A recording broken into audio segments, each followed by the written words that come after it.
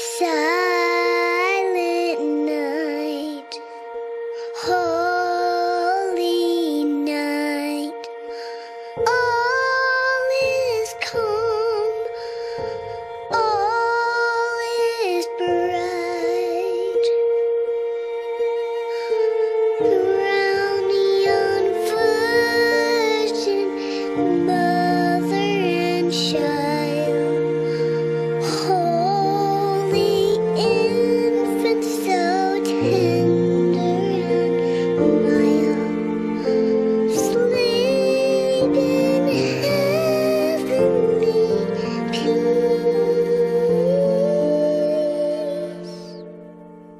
Sleep in heavenly peace.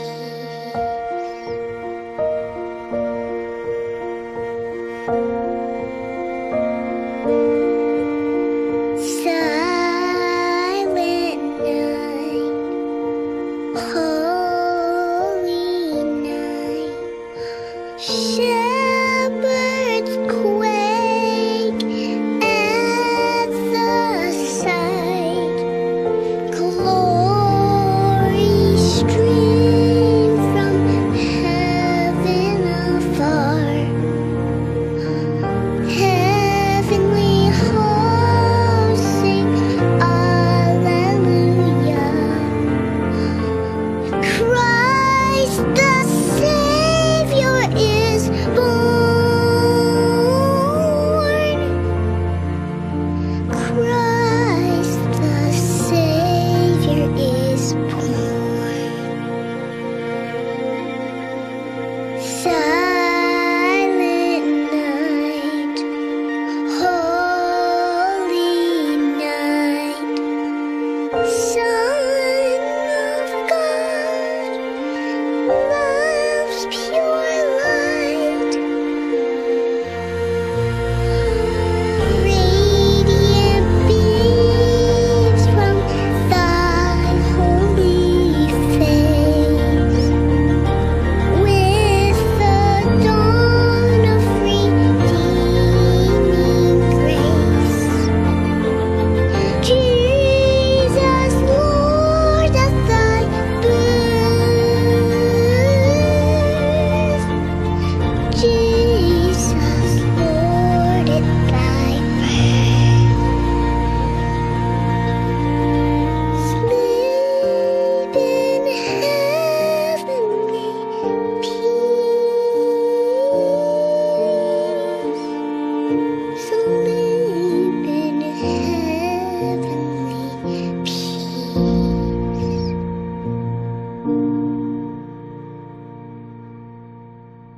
선한 목자 되신 우리 주 항상 인도하시고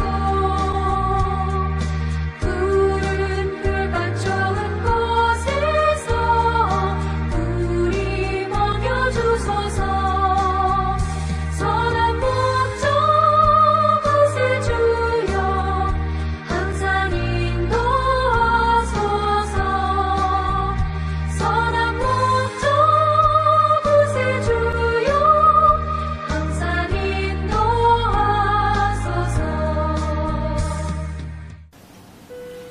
전국의 시청자 여러분, 그리고 해외 동포 여러분, 안녕하셨습니까? 지금부터 선한 목자 텔레비전 방송을 시작하겠습니다. 먼저 하나님께 기도드리겠습니다.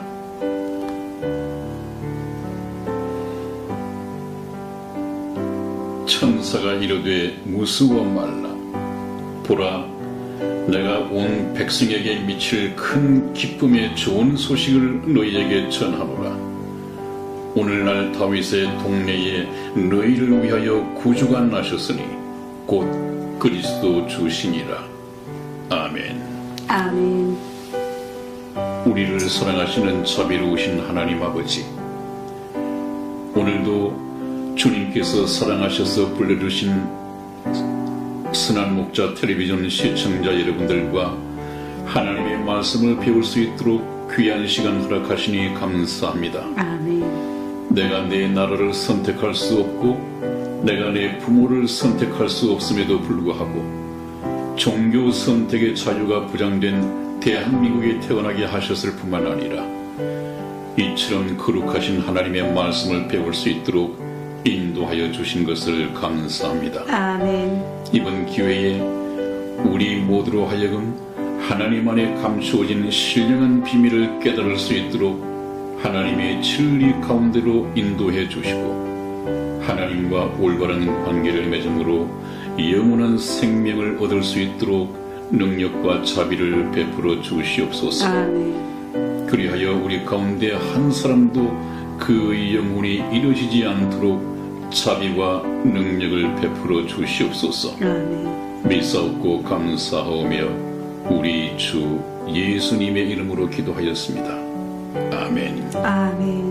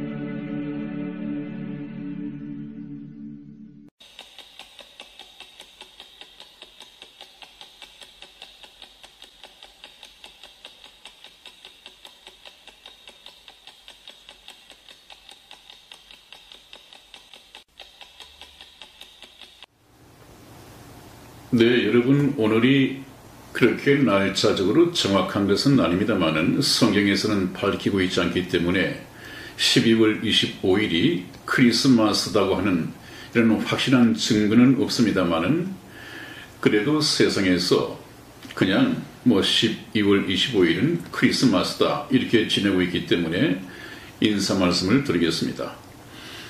크리스마스를 지내시면서 여러분들 이 크리스마스는 어떤 의미를 가지고 있고 크리스마스는 예수님께서 이 세상에 태어나셨다기보다는 여자의 몸을 빌려서 하늘에 계신 하나님께서 이 세상에 강림하셨다 하는 표현이 더 맞을 것입니다.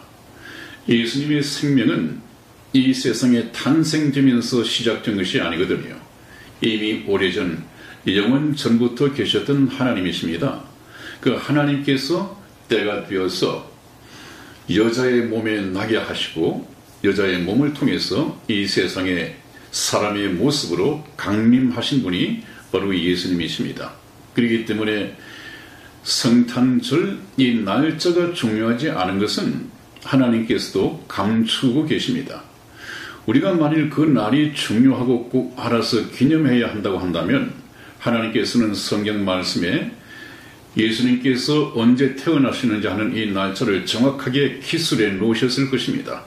그러나 하나님께서 숨기신 것은 숨기신 것대로 하나님의 뜻이 있습니다. 그렇다면 숨기신 것은 우리가 애써 알 필요가 없습니다. 여러분들 어버이날, 어린이날, 장애인의 날 이런 날들이 많이 있죠. 어린 아이들 어린이날을 어떻게 생각합니까? 1년 365일이 어린이날이었으면 좋겠다. 이런 생각들을 많이 합니다. 왜냐하면 그날만큼은 모든 이 시선들이 모든 신경이 어린 아이들을 위해서 쓰여지기 때문에 그렇습니다. 어린 아이들이 얼마나 만족하겠습니까? 그러나 불행하게도 1년 365일이 아니라 어린이날만큼은 어린이들을 보살핀단 말이죠. 만일에 하나님께서 예수 그리스도의 탄생일을 성경 말씀에 기록을 했다고 한다면 많은 사람들은 1년 365일 중에서 364일은 별로 예수님과 상관없이 지내다가 예수님 생일날이 되면 교회든 어디든 아마 인파들로 미어 터질 것입니다. 그것은 하나님을 믿는 것이 아니거든요. 이 세상의 풍속에도 많지 않습니까? 그렇기 때문에 하나님께서 숨기신 것을 애써 크리스마스를 만들 필요가 없다는 것이죠. 그래서 지금 12월 25일은 예수님께서 태어나신 날이라기보다는 그 유래를 찾아보면 이방 종교에서부터 나온 것이라고 확인이 되고 있습니다. 네, 아무튼 여러분, 저희는 이번 기회에 예수님께서 이 세상에 오신 목적에 대해서, 또 예수님은 누구이신가에 대해서, 참된 예수님은 어떤 분인가에 대해서 성경적으로 접근해 가고 있습니다.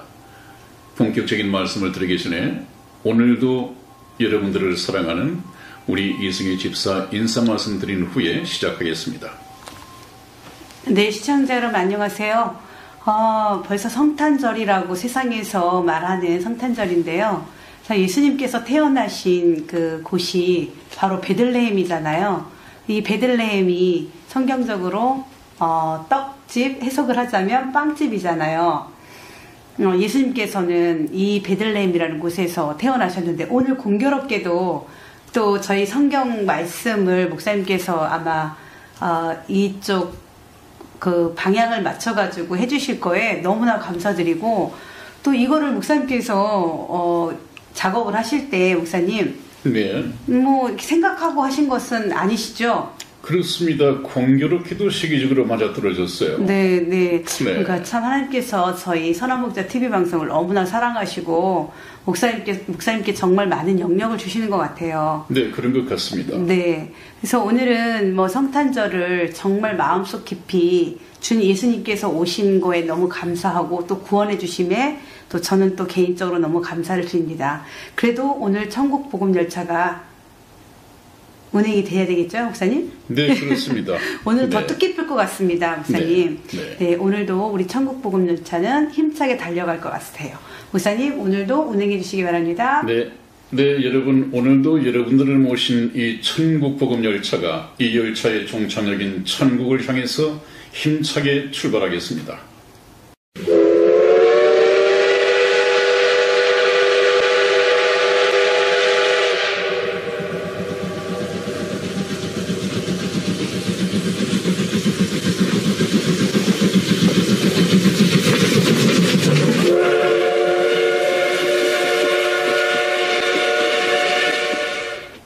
네, 여러분, 저희들은 지금 지난주 시간부터 이 예수님께서 이 세상에 오시기까지의 그 과정, 오시는 길, 이것을 성경 말씀을 통해서 하나하나 확인해 갈 것입니다.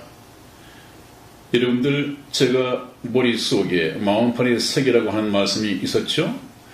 우리가 성경을 공부하고 예수님을 믿는 목적이 영원한 생명을 얻기 위해서인데, 그 영원한 생명을 얻는 것은 유일하신 참 하나님과 그의 보내신 자 예수 그리스도를 아는 것이니이다.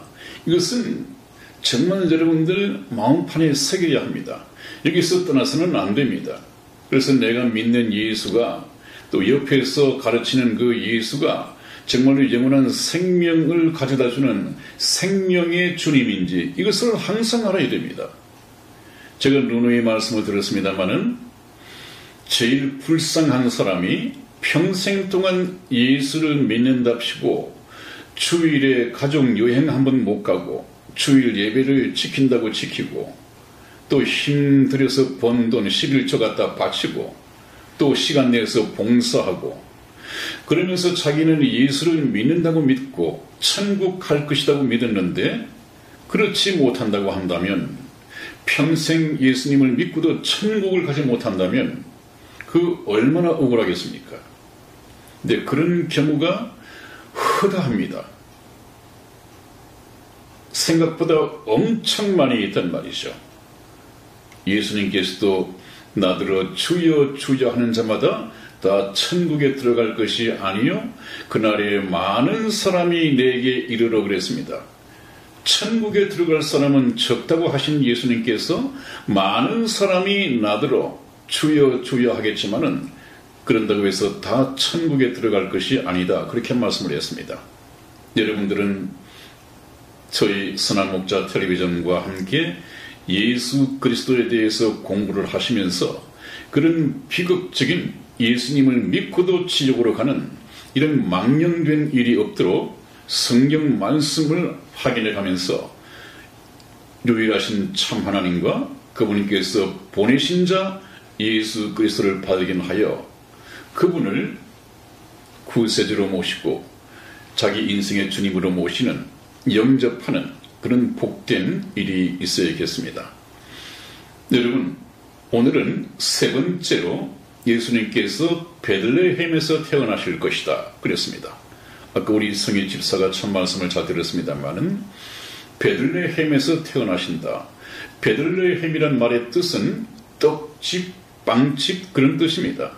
생명의 떡이신 예수님께서 떡집인 베들레헴에서 태어나신다고 하는 것은 전혀 이상할 것이 없습니다. 얼마나 걸맞는 말입니까? 그래서 예수님께서는 베들레헴에서 태어나셔야 했고 베들레헴에서 태어나셨습니다. 근데 예수님께서 베들레헴에서 태어나시기 위해서는 하나님의 섭리가 필요했죠. 왜냐하면 예수님께서는 갈릴리 나사렛에서 사시던 분이란 말이에요. 그런데 나사렛에서 나올 뻔했는데 성경 말씀에는 메시아는 베들레헴에서 태어나셔야 된다고 되어 있거든요. 그렇기 때문에 하나님께서 정치적으로 어떤 섭리를 하셨느냐. 그 당시 가이사 아구스도를 통해서 로마의 아구스도 황제를 통해서 천하를 다 호적하라는 호적 명령을 내렸습니다. 그렇기 때문에 이 요셉은 바로 다윗의 가문에서 태어난 다윗의 문중의 사람이기 때문에 그 고향 베들레헴에 가서 호적을 등록해야 되었습니다. 근데 마침 그 배가불은 잉태하여 예수 그리스도를 잉태한 그 마리아와 함께 동행을 하게 됐는데 참 하나님의 섭리는 기가 막히죠. 그래서 베들레헴에 가서 거기서 예수 그리스도를 탄생시킴으로써 성경 말씀이 그대로 이루어졌습니다. 예언과 성취, 성경 말씀을 통해서 한번 알아보겠습니다. 먼저 BC 700년 전, BC 700년 전, 그 얘기는 예수님께서 태어나시기 700년 전에 이미 예수님께서 베들레헴에서 태어나실 것이라고 하는 이 장소까지가 예언이 되어 있었단 말이에요. 한번 읽어보겠습니다. 우리 이승희 집사가 미가서 5장 2절 말씀을 읽어드리겠습니다. 베들레헴 에브라다야, 너는 유다 족속 중에 작을지라도 이스라엘을 다스릴 자가 네게서 네게로 나올 것이라. 그의 근본은 상고의 태초이니라. 아멘. 그렇습니다. 베들레헴 에브라다야 너는 했는데 이 베들레헴을 좀 문법상으로 의인화, 사람인 것처럼 이렇게 문학적으로 표현을 했죠. 너는 유다 족속 중에 작을지라도 이스라엘을 다스릴 자, 이스라엘의 왕이죠. 그래서 저와 여러분들이 찬송가를 부를 때 이스라엘 왕이 나셨네 그렇게 부르잖아요. 차칭 유대의 왕이다 해서 죄목으로 예수님을 십자가에 매달았는데 그분은 차칭 유대의 왕이 아니라 이 세상이 몰라서 그렇지 그분은 이스라엘을 다스릴 자, 이스라엘의 왕이었습니다. 세상 사람들은 유대의 왕으로 오신 예수 그리스도를 왕으로 볼 수 있는 눈이 감기워져 있었습니다. 이것이 이제 믿음의 눈으로 열리면 이 영 아니라고 그러지? 영의 눈을 가지면 아, 그분은 차칭 유대 왕이 아니라 정말 유대 왕이셨구나 하는 것을 깨닫게 됩니다. 이제 진리의 눈을 뜨기 시작하죠. 그 눈을 뜨기 위해서 저와 여러분들이 성경 말씀을 가지고 공부를 해가고 있습니다. 자, 그래서 이스라엘을 다스릴 자, 그 유대의 왕이 내게서 베들레헴에서 내게로 나올 것이라. 그런데 그분의 근본은 상고의 태초이라. 이 말씀이 굉장히 중요합니다. 예수님이 지금부터 2000년 전에 이 세상에 태어나셨지만은, 아까 말씀드렸죠? 태어나셨지만은 이분이 그때 생명이 시작된 것이 아니라 여자의 몸을 빌려서 영원하신 하나님이 이 세상에 강림하셨다는 얘기지, 성탄절이라고 하는 것은 예수님은 여자의 몸을 빌려서 출생함으로써 생명이 시작된 것이 아니라 그분은 이미 태초에, 상고에, 천지 만물이 지어지기 전에 이미 영원전에 계셨단 말이에요. 그것을 지금 말씀하고 계십니다. 그래서 예수님이 누구인가에 대해서 하는 것은 나중에 또 공부할 때 그의 근본은 상고의 태초이니라 보충 설명 드릴 때가 곧 있습니다. 그때 말씀을 드리죠.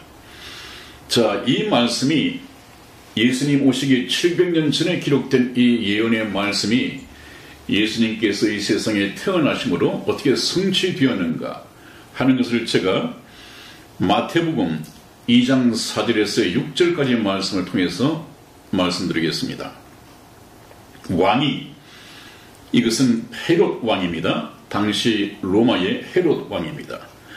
왕이 모든 대제사장과 백성의 서기관들을 모아 그리스도가 어디서 나겠느냐 물으니 가로되 유대 베들레헴이오니 이는 선지자로 이렇게 기록된 바 또 유대 땅 베들레헴아 너는 유대 고을 중에 가장 작지 아니하도다. 네게서 한 다스리는 자가 나와서 내 백성 이스라엘의 목자가 되리라 하였음이니이다. 이렇게 기록이 되어 있단 말이에요. 이것이 무슨 말이냐 하면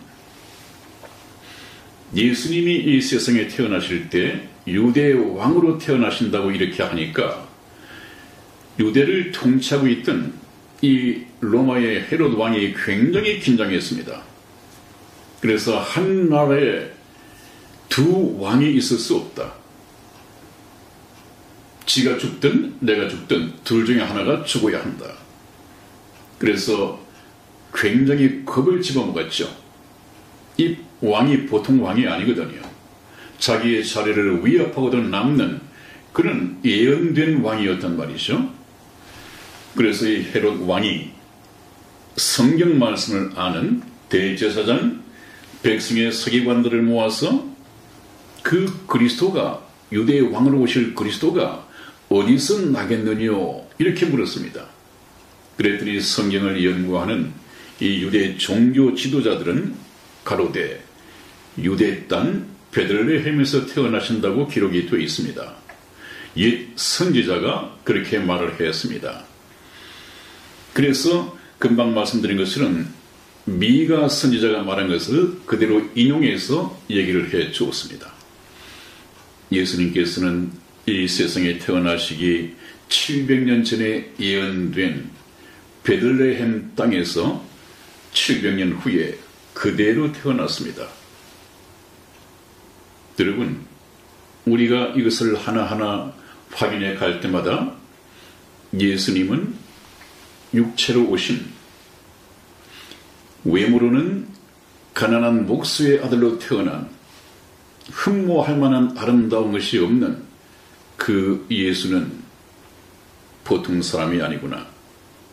지금까지 공부한 것만 가지고도 우리는 충분히 하나님께서 보내실 예수 그리스도, 이 메시아가 어떤 분인지를 알겠다 하는 이런 분도 계실 것입니다.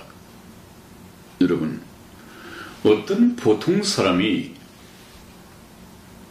자기가 태어나기 1500년 전부터 이렇게 여자의 후손으로 올 것이다, 그것도 동정녀 처녀에게서 태어날 것이다, 베들레헴에서 태어날 것이다, 이런 것이 어떻게 예언되어지고 예언된 그대로 이 세상에 오게 되겠습니까?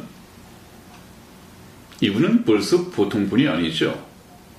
하나님께서, 전지전능하신 하나님께서 보내시기로 약속한 그 메시아가 지금 이 세상에 오시고 계십니다. 그 오시는 과정을 미리 예언을 통해서 하나님께서 말씀을 해 주셨습니다. 우리는 계속해서 예수 그리스도의 오시는 이 과정을 통해서 예수 그리스도는 보통 분이 아니시다. 바로 하나님으로부터 보내심을 받으시는 분이다. 그것을 머릿속에 정말로 잘 깨달아야 합니다. 그래서 이번에 저와 여러분들이 공부해가는 하나님께서 보내신 자 예수 그리스도를 알아가는 것은 굉장히 중요합니다. 아무리 강조해도 지나치지 않습니다. 네, 여러분, 네 번째로 다시 한번 알아보겠습니다.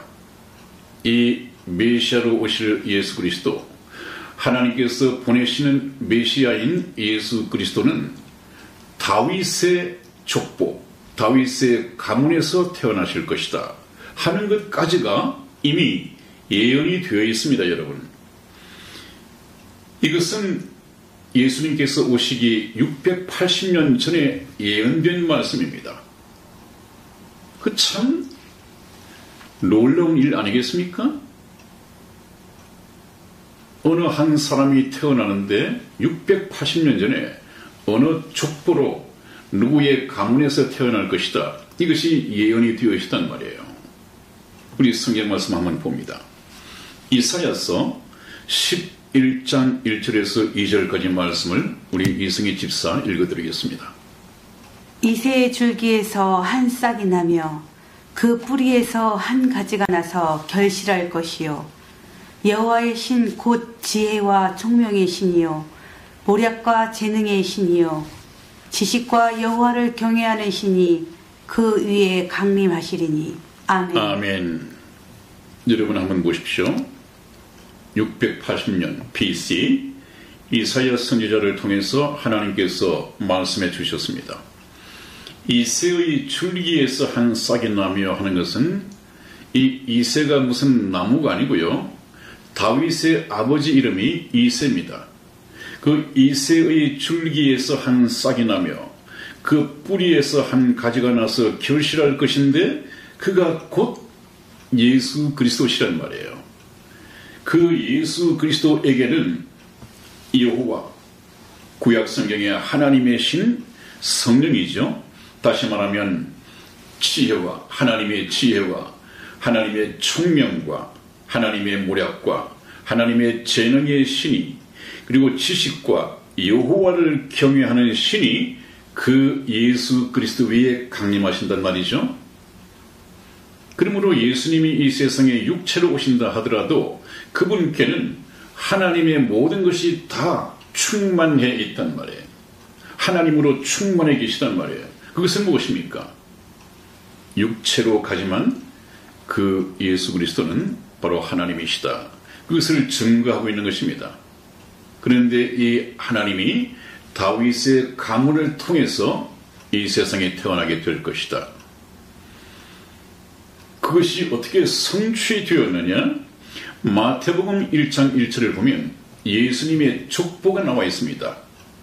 거기에 아브라함과 다윗의 자손 예수 그리스도의 세계라 그렇게 되어 있죠. 이 세계란 말은 바로 족보라는 얘기입니다. 족보. 이 족보는 마태복음에 뿐만 아니라 누가복음 3장에도 기록이 되어 있습니다. 그런데 좀 차이점이 있죠. 마태복음에서는 아브라함으로부터 시작해서 쭉 누구를 낳고 누구를 낳고 내려오는 족보입니다. 근데 첫 출발이 아브라함이 되어 있습니다. 아브라함은 이스라엘 백성들의 근본 조상이죠. 마태복음은 유대인들을 위해서 기록되어진 성경 말씀이기 때문에 굳이 아브라함의 이상의 족보를 필요가 없습니다. 아브라함에서부터 시작하면 됩니다. 왜 그렇습니까? 이스라엘은 이미 아브라함이 자기들의 근본 조상이라는 것을 신앙으로 잘 믿고 있습니다. 그렇기 때문에 아브라함으로부터 시작을 해도 되거든요. 그런데 누가복음의 3장에 나오는 이 성경 말씀은 예수님으로부터 쭉 올라가는, 거슬러 올라가는 족보가 되어 있는데 이 족보는 아브라함에서 그치지 않습니다. 아담까지 올라갔다가 아담 그 이상은 하나님이요 해서 바로 아담을 지어 만드신 근본 조상 하나님까지가 족보에 나와 있습니다. 이 누가복음은 왜 그렇습니까? 누가복음은 하나님을 모르는 이방인들을 위해서 기록된 성경 말씀이기 때문에 그렇습니다. 이방인들에게는 그래, 그렇게 해서 아브라함을 올라가서 아담까지 거슬러 올라가서 아브라함을 지어 만드신 분은 하나님이시다. 그래서 하나님께서 아담을 지어 만드시고 아담의 계보를 쭉 이어놓았습니다. 그래서 예수 그리스도까지 언급을 하죠. 왜 예수 그리스도까지만 나와 있습니까? 저와 여러분들은 예수 그리스도의 자손이 족보로 기록이 되어야 합니다. 예수 그리스도께서 나를 낳으셨다. 그래서 나는 하나님의 자녀이다. 또 여러분들이 또 다른 사람을 전도해서 나오면 예수님께서 누구를 낳고 누구는 또 누구를 낳고 누구를 낳고 이 성경 말씀이 계속해서 기록된다고 한다면 그런 형식을 빌리겠죠. 성경 말씀은 마감이 되었지만 하나님께서는 그렇게 계산을 하고 계십니다. 예수님께서 우리 이성의 집사를 낳고 이성의 집사는 또 누구를 낳고 또 누구는 누구를 낳고 그렇게 기록이 된단 말이죠. 여러분들을 전도하십시오. 예수님께서는 한 사람의 영혼을 천하보다도 귀중하게 여긴다고 했는데 만일 11조 하실 능력이 없으십니까? 그거 피곤하지 마시고요. 기죽지 마시고요. 하나님을 기쁘시게 하려면 한 사람의 영혼을 전도해서 하나님께 드리십시오. 바치십시오. 11조 몇백만 원, 몇천만 원이 아니라 한 사람의 영혼을 천하보다도 귀하게 여기시는 하나님이십니다. 우리가 이제 그런 하나님의 뜻을 잘 알아야겠죠. 그래서 아브라함과 다윗의 자손 예수 그리스도의 세계라, 족보라 해서 이 족보가 다윗의 족보로 오신다는 것으로 확정이 되어 있습니다. 그대로 이루어졌습니다, 여러분. 참 놀랍죠? 또 한 번 봅니다. 이제 예수님께서 이 세상에 태어나실 때 유아, 이 젖먹이 어린 아이들의 대학살이 있게 될 것이다 하는 것이 성경 말씀에 예언이 되어 있었습니다. 이미 600년 전에 예수님 태어나시기 600년 전에 예언이 되어 있었습니다. 한번 먼저 예언의 말씀을 보시죠. 예레미야서 31장 15절 말씀을 우리 이승희 집사 읽어드리겠습니다. 나 여호와가 이같이 말하노라. 남아에서 슬퍼하며 통곡하는 소리가 들리니 라헬이 그 자식을 위하여 애곡하는 것이라. 그가 자식이 없으므로 위로받기를 거절하는도다. 아멘. 네, 예레미야 선지자가 기록한 말씀인데요. 라마에서 슬퍼하며 통곡하는 소리가 들리니 라헬이 그 자식을 위하여 애곡하는 것이라고 그랬습니다. 이것은 지금 BC 586년에 남쪽 유다 왕국이 바벨론의 포로로 잡혀갈 때 얘기죠. 그것을 보고 라헬이 슬퍼했다고 그러는데 오늘 여기서 중요한 말씀은 다른 것이 있는 것이 아니라 라헬이 포로로 잡혀가는 이 후예들, 후손들을 보고 어머니로서 눈물을 흘릴 수밖에 없었다 하는 그런 의미로 쉽게 받아들이면 되겠습니다. 라헬은 그 아브라함, 이삭, 야곱, 이 야곱의 아내죠. 야곱의 아내. 이 야곱의 아내는 바로 이스라엘 조상의 어머니 격입니다. 왜 그러냐 하면 하나님께서는 나는 아브라함의 하나님, 이삭의 하나님, 야곱의 하나님이다라고 했습니다. 그래서 아브라함의 후손만 가지고는 안 됩니다. 정통적인 하나님의 백성은 말이죠. 아브라함의 자손이어야 하고 또 이삭의 자손이어야 하고 야곱의 자손이어야만이 바로 정통 이스라엘이 됩니다. 그래서 이 야곱의 12아들이 이스라엘의 12지파가 되어 있죠. 그렇기 때문에 바로 이 유다 정통 유대인이라고 하는 것은 야곱의 족속이어야 합니다. 그런데 이 야곱의 아내가 라헬이었단 말이죠.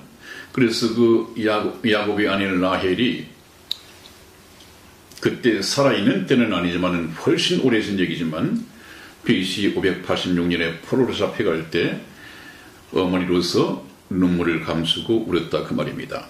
그런 비극이, 그런 일들이 다시 일어날 텐데 예수님이 태어나실 때 그것이 바로 언급이 되어 있습니다. 인용이 되어 있습니다. 마태복음 2장 16절에서 18절까지 말씀을 제가 읽어드리겠습니다. 마태복음 2장 16절에서 18절까지 말씀을 제가 읽어드리겠습니다. 이에 헤롯이 박사들에게 속은 줄을 알고 심히 노하여 사람을 보내어 베들레헴과 그 모든 지경 안에 있는 사내 아이를 박사들에게 자세히 알아본 그때를 표준하여 2살부터 그 아래로 다 죽이니 이에 선지자 예레미야로 말씀하신 바 라마에서 슬퍼하며 크게 통곡하는 소리가 들리니 라헬이 그 자식을 위하여 애곡하는 것이라. 그가 자식이 없으므로 위로받기를 거절하였도다 함이 이루어졌느니라.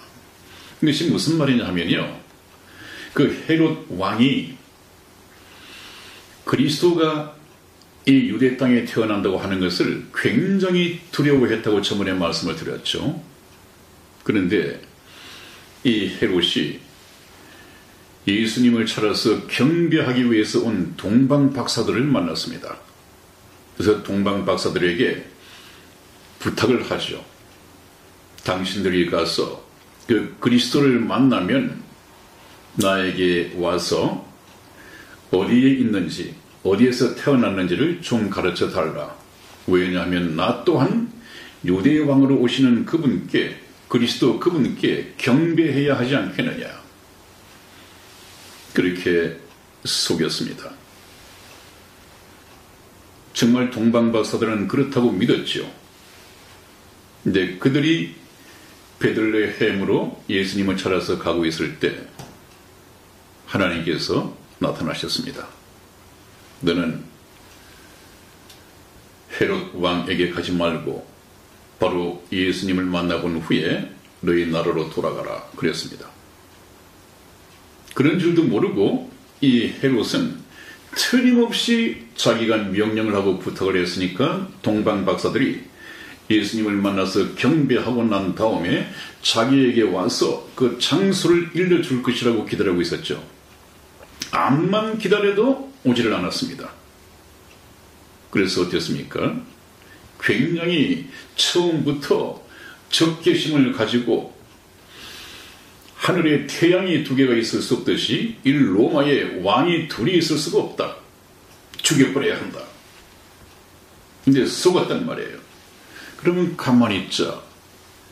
그 동방 박사들이 나에게 와서 그 아이를 만나러 간다고 했는데 그러면 그때가 언제지?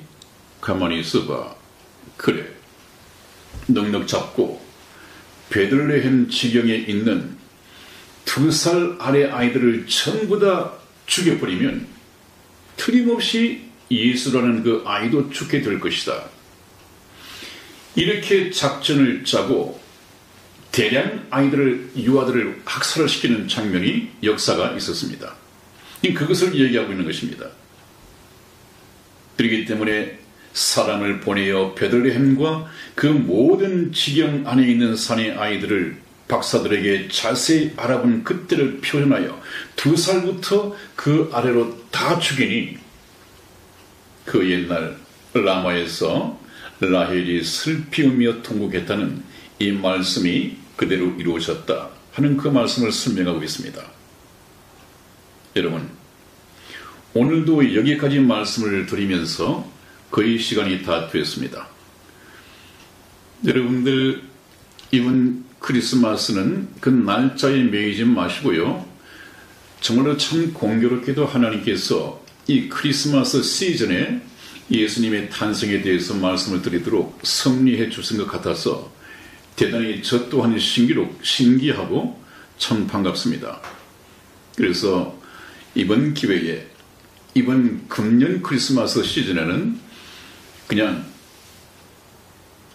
크리스마스를 하나의 문화로 즐기지 마시고 저희와 함께 성경 말씀을 통해서 이 땅에 오셨던 예수 그리스도에 대해서 정확하게 알아보고 참으로 지극히 높은 곳에서는 하나님께 영광이요 땅에서는 기뻐하심을 입은 자들 중에서 평화로다 하는 이 말씀이 저와 여러분에게 임하는 그런 크리스마스가 되었으면 좋겠습니다. 오늘 여기서 끝맺겠습니다. 여러분 추운 날씨에 건강하십시오. 다음에 뵙겠습니다. 안녕히 계십시오. 안녕히 계세요.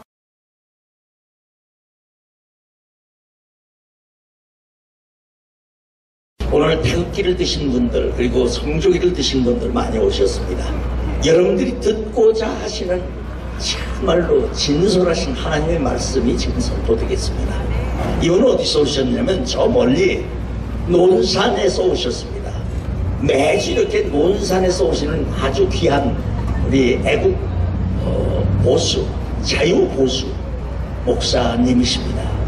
선한 목자 TV의 우리 최창락 목사님이십니다. 박수로 환영해 주시면 고맙겠습니다. 감사합니다. 네, 오늘도 변함없이 하나님을 사랑하시고 하나님께서 사랑하시는 애국 성도 여러분, 이 추운 날씨에 아스팔트 위에서 만나게 되어서 좀 죄송스럽기도 하고 반갑기도 합니다. 대단히 감사합니다. 여러분의 애국심에 깊은 존경을 표현하지 않습니다. 여러분, 제가 이 자리에 섰을 때부터 대한민국은 하나님께서 직접 통치하심으로 통일된 자유대한민국을 저와 여러분들에게 선물로 주실 것이다, 이렇게 말씀을 드렸습니다. 그것은 성경 말씀을 토대로 한 하나님의 뜻을 읽어낸 결과가 그렇습니다. 하나님께서는 한번 뜻을 세우시면 그 어떤 그 누구의 세력에도 전혀 방해를 받지 않습니다. 사단의 방해도 받지 않습니다. 왜냐하면 저와 여러분들의 하나님은 전지전능하신 하나님이기 때문에 사탄도 방해를 할 수가 없습니다. 사단도 하나님께서 허락하시는 범위 내에서만 할 수가 있습니다. 그래서 제가 다시 오늘 말씀을 드리고 싶은 것은, 크리스마스를 앞두고 다시 말씀을 드리고 싶은 것은, 하나님의 뜻은 예나 지금이나 변함없이 저와 여러분들에게 통일된 자유대한민국을 수립해서 선물로 주시는 것이다. 그 날이 그렇게 멀지 않은 것 같습니다, 여러분. 얼마 전까지 제가 그런 날이 올 것이다, 이렇게 말씀을 드렸는데, 반면에 우리 한국의 우파 유튜브에서는 상당히 위기 상태에서 말씀을 했고 단식이 갈려 있었고 상당히 어둡다, 이렇게 전망을 내놓았었는데, 요즘 어떻습니까? 상당히 논평이 바뀌고 있습니다.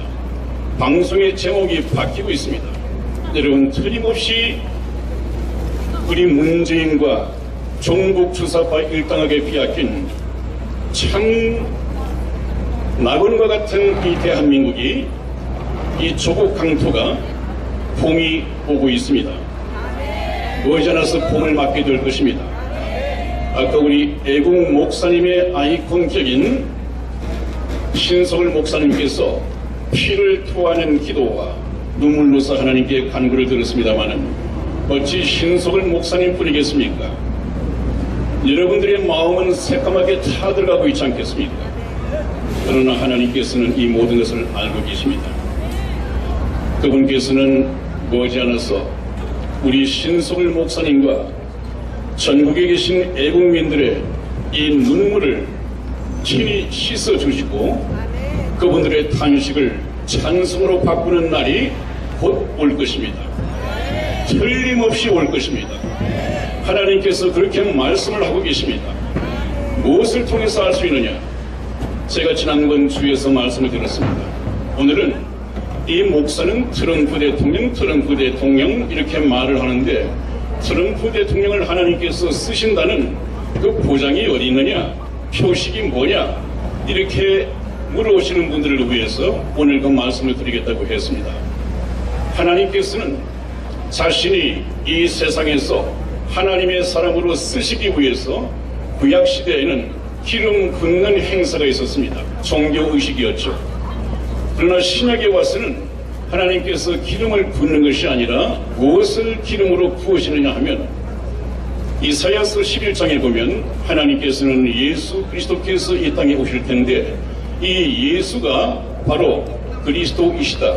여러분들 예수 그리스도 하면 그리스도는 예수님의 성이고 예수가 이름인가 보다 이렇게 예수 그리스도는 예수님의 풀네임이 아니라 예수는 그리스도이시다 그 말입니다. 그 말은 무슨 말이냐? 예수는 하나님께서 기름 부으신 자이다 그런 말입니다.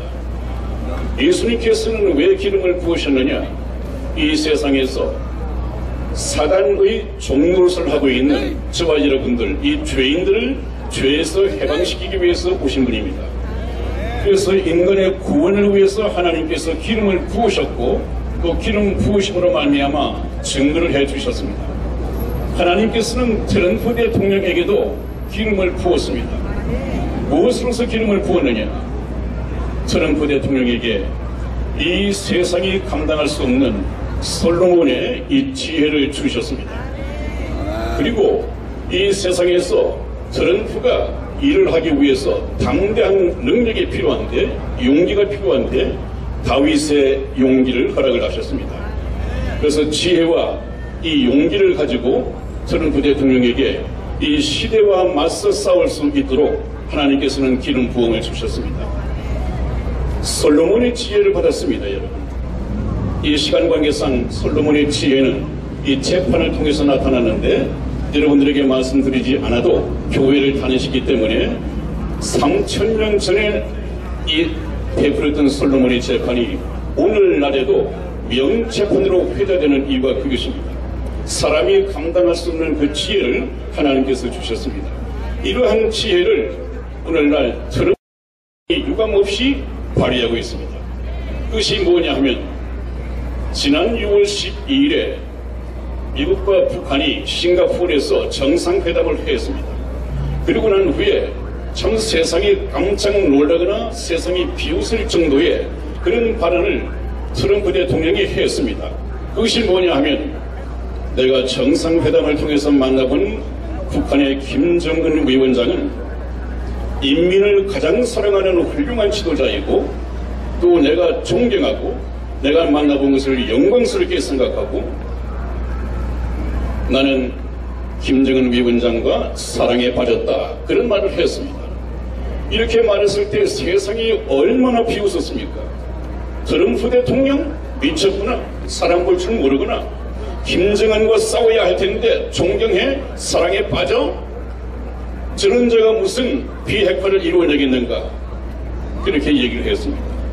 우리나라의 소위 우파라고 하는 이 유튜버들도 논평을 내면서 트럼프 대통령에게 총질을 해대고 비난을 아낌없이 쏟아냈습니다. 저 트럼프 대통령은 국제 정세도 모르는 부동산쟁이에 불과하다. 트럼프는 자기 미국의 대통령, 미국의 이익밖에 모르는 그런 미국의 대통령에 불과하다. 그러므로 여러분들은 태극 집회에 나가더라도 성조기를 당장 내려야 한다. 이런 논평들을 쏟아냈습니다. 트럼프 대통령을 총질해댔습니다. 그러나 저는 이미 4개월 전에 선한 목자 텔레비전 방송을 통해서 여러분들에게 얘기를 했습니다. 여러분들은 시청을 못하시겠지만 방송을 통해서 이미 하나님의 뜻을 전했습니다. 트럼프 대통령은 전략적으로 포석을 두고 유인 작전을 쓰고 함정을 파놨습니다. 그러나 그렇게 엉뚱한 말을 하고 비난을 받았지만 지금에 와서는 어땠습니까? 모든 세계가 이제 트럼프에 대해서 비판을 하거나 비난을 쏟아내지 않습니다. 이 문재인과 김정은도 누가 하라고 하지 않았음에도 불구하고 그 위장 거짓 평화 쇼를 하더니 전부 다 스스로 발목 잡히고 들통이 나버렸습니다. 또 문재인은 열심히 우방 대통령으로서 해외를 다니면서 자기가 김정은의 수석 대변인이며 또 북한의 고정 간첩이라는 이 사실을 트럼프는 아무 말도 하지 않았는데 자기가 고해성사를 하고 말았습니다. 거기다가 얼마 전에 우리 FTA 이것이 얼마나 잘 돼 있었습니까? 미국이 굉장히 손해를 입었다고 트럼프 대통령이 항상 얘기를 해왔는데 그 유리한 FTA를 뒤엎는 이 재협약 이 서명에 사인을 해버렸습니다. 그것을 지켜보고 있던 트럼프 대통령은 이 문재인을 보고 뭐라고 생각했습니까? 나쁜 놈, 나쁜 놈. 종전선언을 얻어낼 수만 있다면, 그래서 김정은에게 나라를 갖다 바칠 수 있다면 국가 경제가 망하든 말든 아무런 개의치 않는구나.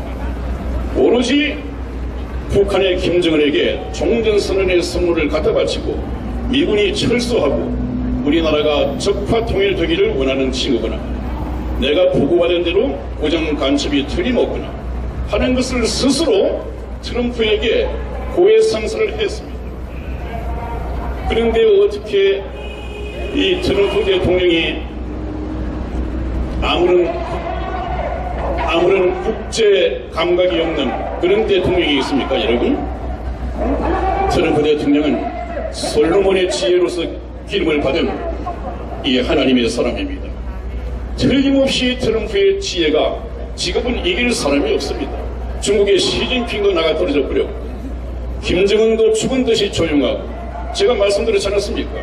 오늘날 유튜브에서 이제는 우리나라의 문재인도 유통기한이 다 된 모양이다, 이제 그 제목이 나오고 있습니다. 저는 뭐라고 했습니까? 벌써 3주 전에 이 문재인은 이미 하나님으로부터 용도 폐기된 자이다, 아무런 할 일이 없을 것이다, 하나하나 이루어져 가고 있습니다. 여러분, 또 트럼프 대통령은 다윗의 용기를 가지고 있습니다.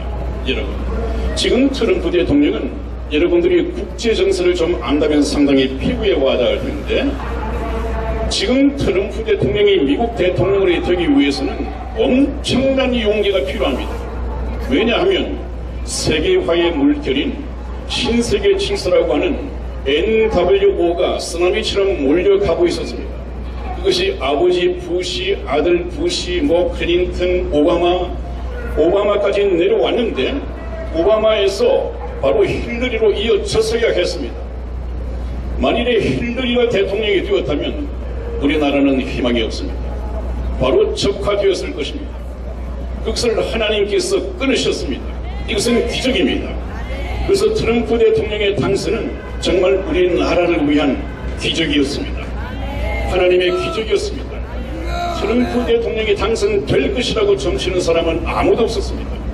그런데 트럼프 대통령은 보란듯이 대통령이 되었고, 세계화 질서에 앞장서고 있는 비밀스러운 일루미나티와 또 프리메이슨, 이들과 맞짱서서 대결을 벌이고 있습니다. 그래서 이분이야말로 반일루미나티고 정치 세계 정부를 수립하는 그런 반역자입니다. 쉽게 말해서 그들이 볼 때는 반역자입니다. 눈에 가시죠.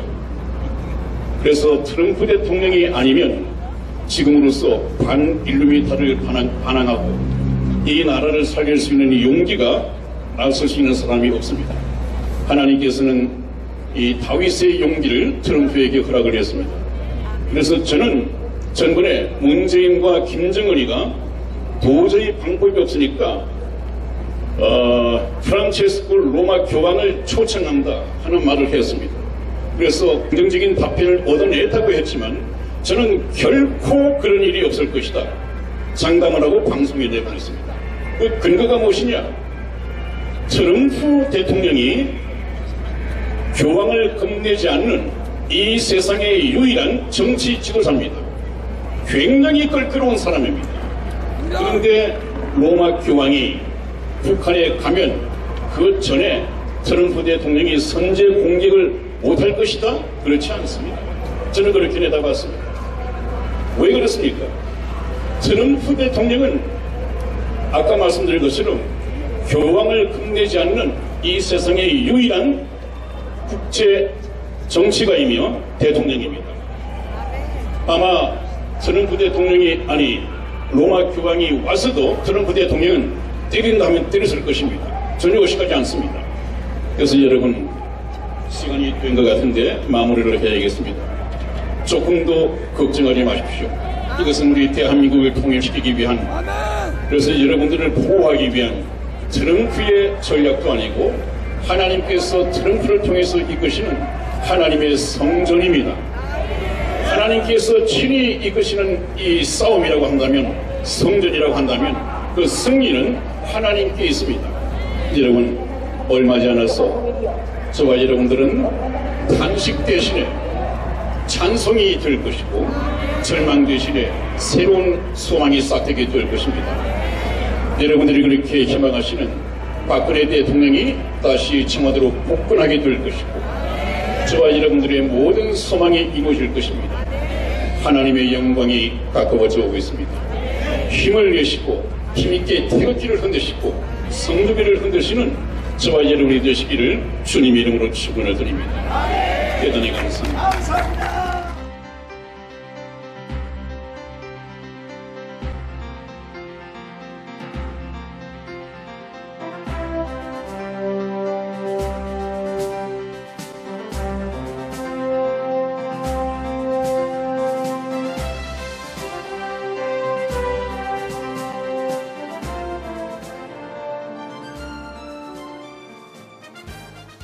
반드시 꼭 나와야 합니다.